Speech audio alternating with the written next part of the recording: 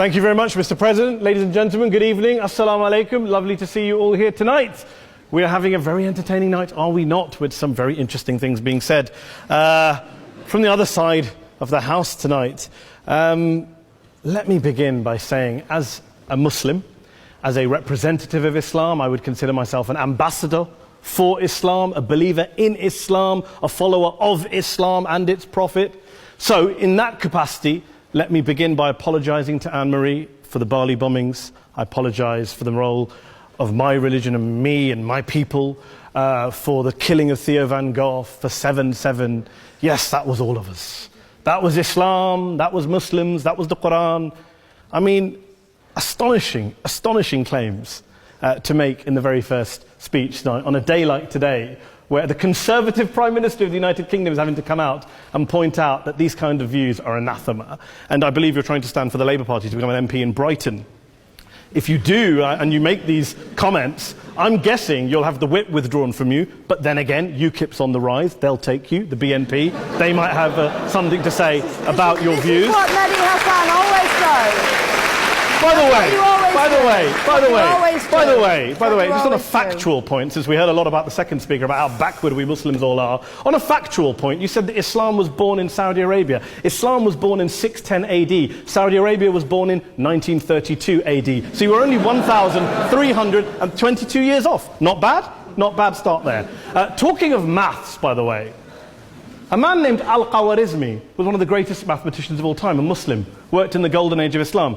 He's the guy who came up with not just algebra, but algorithms. Without algorithms, you wouldn't have laptops. Without laptops, Daniel Johnson tonight wouldn't have been able to print out his speech in which he came to berate us Muslims for holding back the advance and intellectual achievements of the West, which all happened without any contribution from anyone else other than the Judeo-Christian people of Europe. In fact, Daniel David Levering, the author of the Pulitzer Prize-winning historian and author of The Golden Crucible, points out that there would be no Renaissance, there would be no Reformation in Europe without the role played by Ibn Sina and Ibn Rushd and some of the great Muslim theologians, philosophers, scientists in bringing Greek texts to Europe.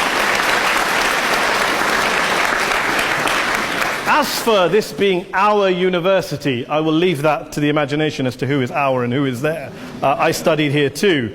An astonishing set of speeches so far making this case tonight. A mixture of just cherry-picked quotes, facts and figures, self-serving, selective, a farrago of distortions, misrepresentations, misinterpretations, misquotations.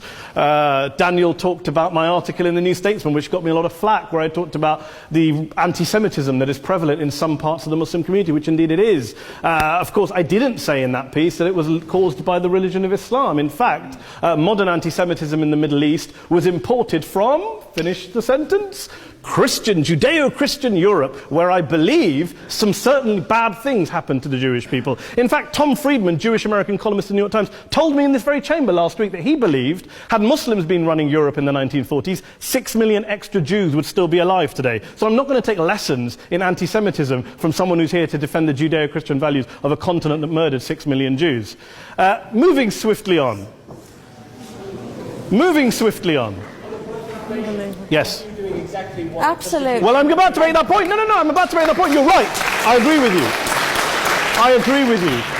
you 110%. That is my point. I don't think Europe is evil or bad. I'm a very proud European. I don't want to judge Europe on that basis, but if we're going to play this gutter game where we pull out the Bali bombing and we pull out examples of anti-Semitism in the Islamic community, then of course I'm going to come back and say, well, hold on. I mean, look, let's be very clear. Daniel here was a last-minute replacement for Douglas Murray, who had to pull out. And Douglas and I have a well-documented differences, but to be fair to Douglas, as to be fair to Anne-Marie and to Peter, atheists.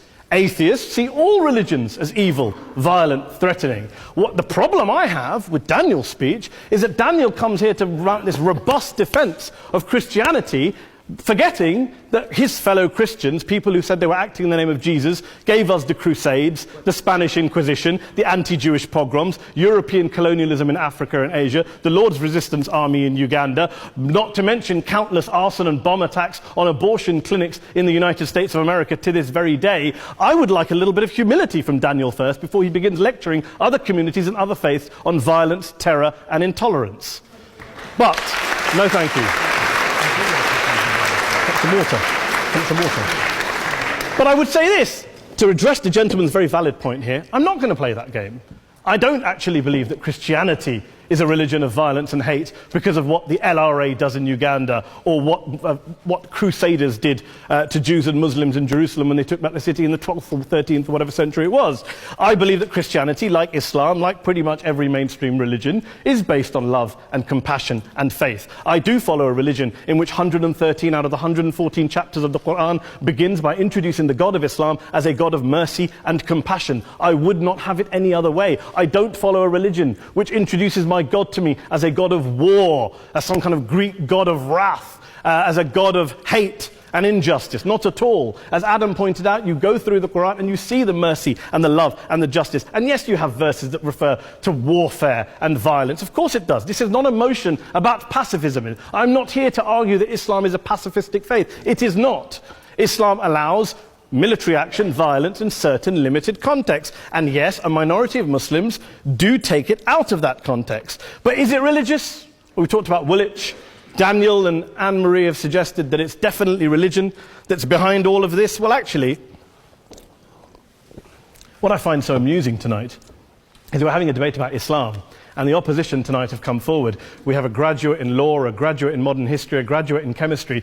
And, you know, I admire all of their intellects and their abilities, but we don't have anyone who's actually an expert on Islam, a scholar of Islam, a historian of Islam, a speaker of Arabic, even a terrorism expert or a security expert or a pollster, let alone to talk about what Muslims believe or think. Instead, we have people coming here, putting forward these views, putting forward these sweeping opinions. Listen to Professor Robert Pape of the University of Chicago, one of America's leading terrorism experts, who, unlike our esteemed opposition tonight, studied every single case of suicide terrorism between 1980 and 2005, 315 cases in total. And he concluded, and I quote, "There is little connection between suicide terrorism and Islamic fundamentalism or any of the world's religions. Rather, what nearly all suicide terrorist attacks have in common is a specific secular and strategic goal to compel modern democracies to withdraw military forces from territory that the terrorists consider to be their homeland." And the irony is, when we talk about terrorism, the irony is that the opposition and the Muslim terrorists, the Al-Qaeda types, actually have one thing in common. Because they both believe that Islam is a warlike, violent religion. They both agree on that. They have everything in common. Osama bin Laden would be nodding along to everything he's heard tonight from the opposition side. He agrees with them. The problem is that mainstream Muslims don't. The majority of Muslims around the world don't. In fact, a gentleman here started quoting all sorts of polls. Gallup carried out the biggest poll of Muslims around the world, of 50,000 Muslims in 35 countries. 93% of Muslims rejected 9/11 and suicide attacks. And of the 7% who didn't, they all, when polled and focus grouped, cited political reasons for their support for violence, not religious reasons. And as for Islamic scholars and what they say, well, Daniel talks about our University of Oxford. We'll go down to Oxford's Centre for Islamic Studies, get hold of a man named Sheikh Afifi al-Akiti, who is a massively well-credentialed and well-respected Islamic scholar, who has studied across the world, who in the days after 7/7 published a fatwa denouncing terrorism in the name of Islam, calling for the protection of all non-combatants at all times, and describing suicide bombings as an innovation with no basis in Islamic law. Go and listen to Sheikh Tahir al-Qadri, one of Pakistan's most famous Islamic scholars, who published a 600-page fatwa condemning the killing of all innocents and all suicide bombings unconditionally without any ifs or buts.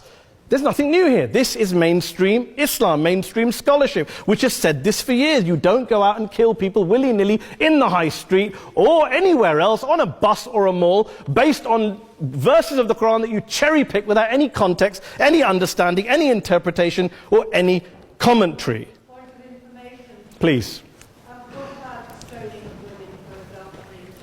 Well, it doesn't happen apparently.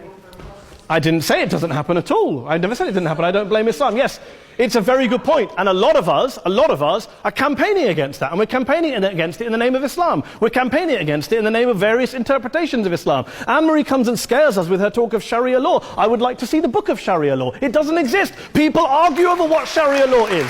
And you empower the extremists by saying there is only one version. You empower them all. I don't believe you took any interruptions, Anne-Marie, so I think you should stay there for a moment. Several countries. Here's what we're dealing with. Here's what we're dealing with. We are dealing, I took your point. Here we are dealing with a 1400-year-old global religion followed by 1.6 billion people in every corner of the world, a quarter of humanity, of all backgrounds, cultures, ethnicities. And yet the opposition tonight wants to generalize, stereotype, smear in order to desperately win this debate. And here's my question, if we're going to generalize and smear.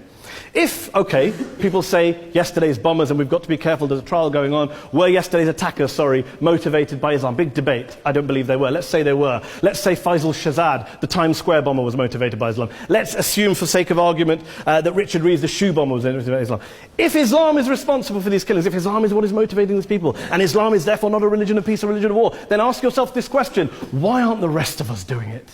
Why is it such a tiny minority of Muslims are interpreting their religion in the way that the opposition claim they are? Let's assume there are 16,000 suicide bombers in the world. There aren't. Let's assume there are for the sake of argument.